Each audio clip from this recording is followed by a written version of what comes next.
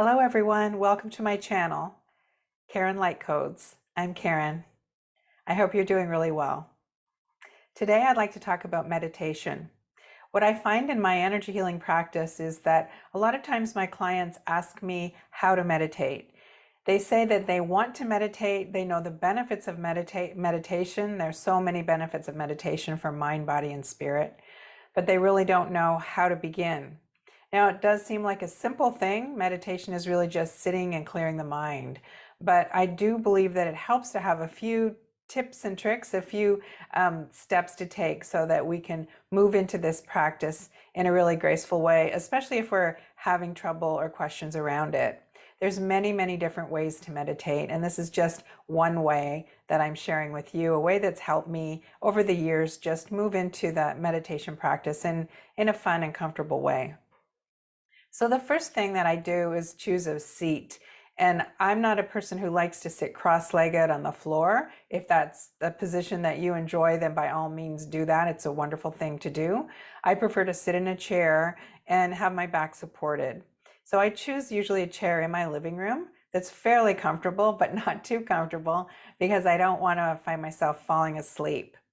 Now, you may find yourself fall asleep when you first start to meditate, and that's because the energy that comes in from the crown chakra as you open the crown is a little higher frequency than what you're used to. And if you're not used to being in that frequency, it may like conk you out. So you may find yourself, nodding, falling asleep, waking up 10 minutes later thinking, oh, I fell asleep.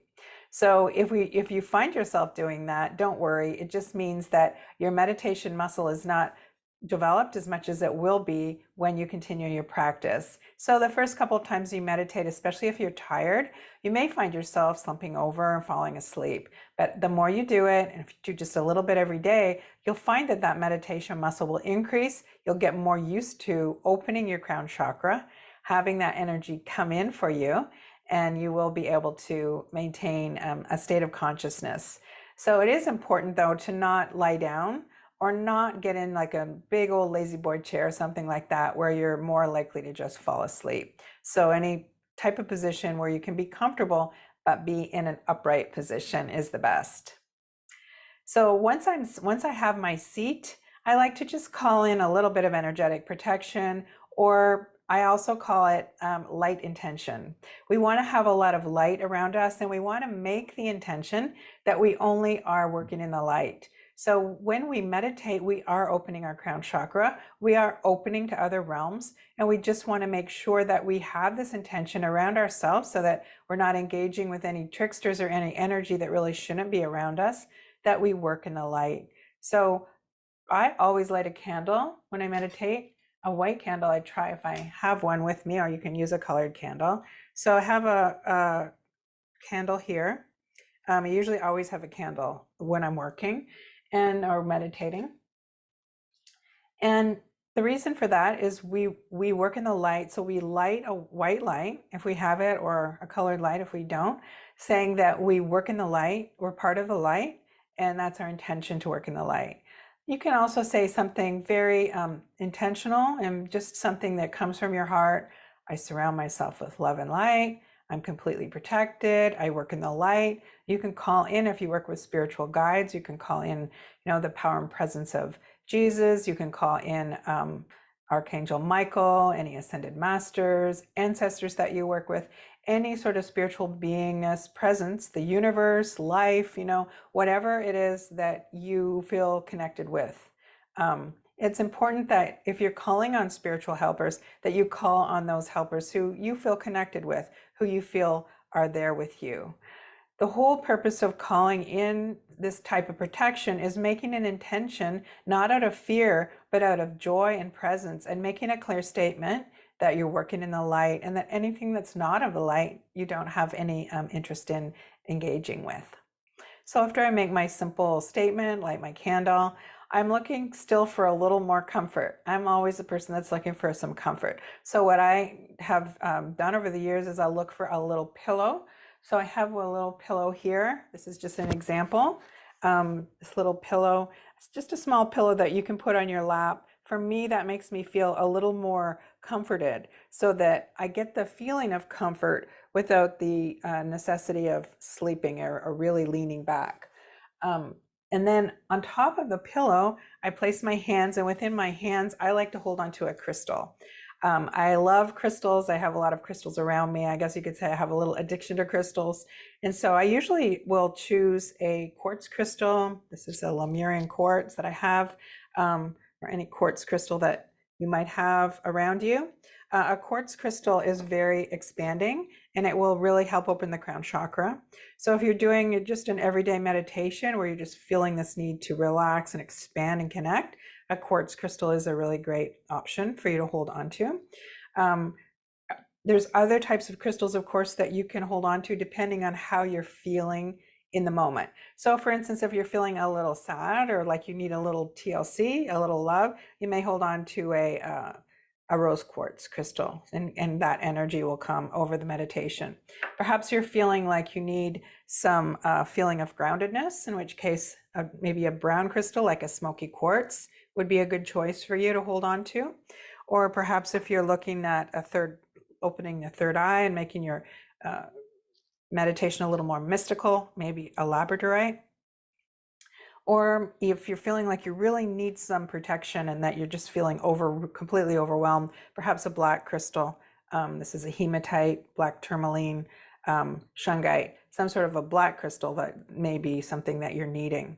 So there's no requirement to hold on to a crystal, but it's for me, what it does is it helps connect me with the energy, and it again gives me that feeling of connectedness, safety, and that feeling of being like together and protected without being without having the need to recline. So the crystal always helps me. What I do then is I set a timer. So I always set my timer for 10 or 20 minutes. And the reason for doing the timer is you don't want to be looking at the clock. You may go into the meditation and you may feel like time goes, you lose track of time, in which case you want the timer there so that, you'll know when it's over and it's time for you to get up and get on with your day. Or it may be the opposite. You may feel like time is dragging, and you're not sure, how far, how long you've been sitting there. So I like to use a timer to keep track of the time, because when we go into meditation, we often go into this energy of time space it's a little different than our regular 3D existence. So a timer is something that's really helpful. I like the app on my phone called the Insight Timer. I really love that app because it's multi-dimensional in a way. The ding ding at the end of the timer, you can set it to be Tibetan bowls, which is really beautiful. So instead of having your kitchen timer going beep beep beep beep at the end of the session, you have this beautiful selection of Tibetan bowls that can help you sort of ease out of the meditation. And you can set the Tibetan bowls at different times throughout the timer. So I usually have one set at different intervals. So I sort of have this idea of how far along I'm at. I keep the time. I also want to say about the Insight Timer, there's many levels to the app. So it's almost like a little social media platform for meditators. So it will tell you, how many people were meditating with you.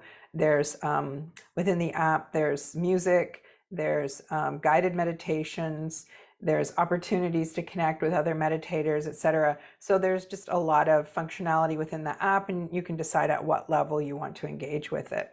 I really like having the timer right beside me, because there are days, like what I said before, when the time seems to, I have a hard time settling down. The time seems to be dragging. I know I have a lot that I need to get going on with my day, and I just sort of want to know where I'm at. So I've been known to open one eye, look over at the timer and go, okay, 10 minutes left, or 5 minutes left, or whatever. I recommend when you start meditating that you just set the timer for 10 minutes and just do that. Just be there for 10 minutes. I often will reset my timer again, because once you get into the meditation, it feels really good.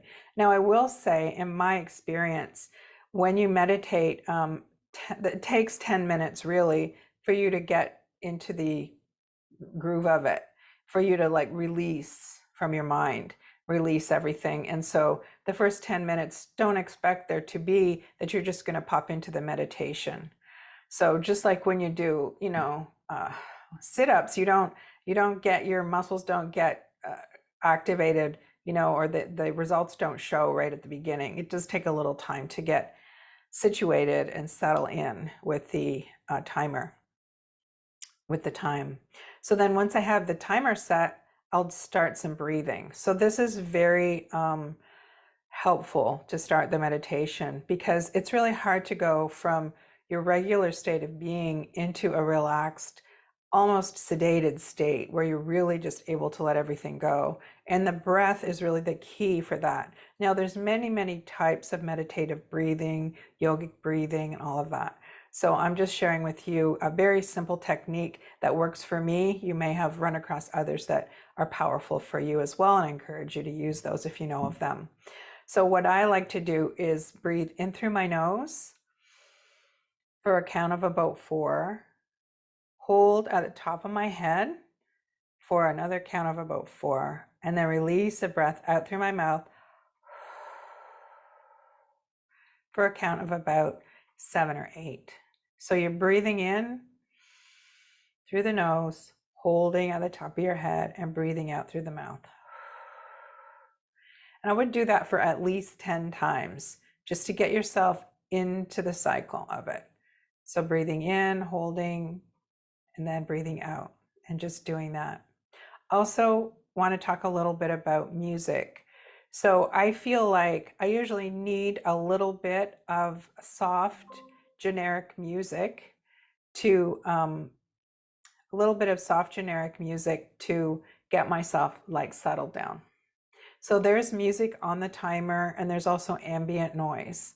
I also have an Alexa device that I have hooked up with Pandora spa music. And I usually will ask for that. I will ask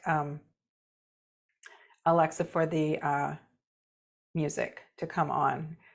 What I do find with the music sometimes is that I need it to help me settle down, but then I don't prefer to have it through the whole meditation.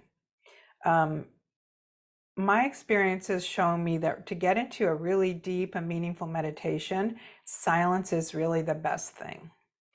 Now, I just want to talk for a minute here about guided meditations.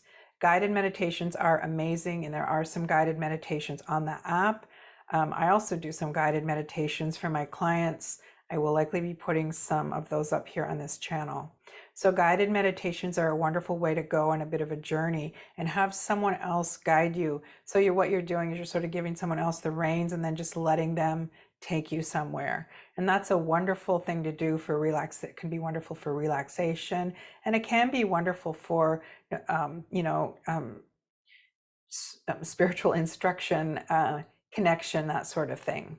But if you're going to have a very personal experience of just completely being clear, then I recommend trying to do some of your meditation in the silence, just allowing that music to sort of stop, and then allow yourself to expand into the silence.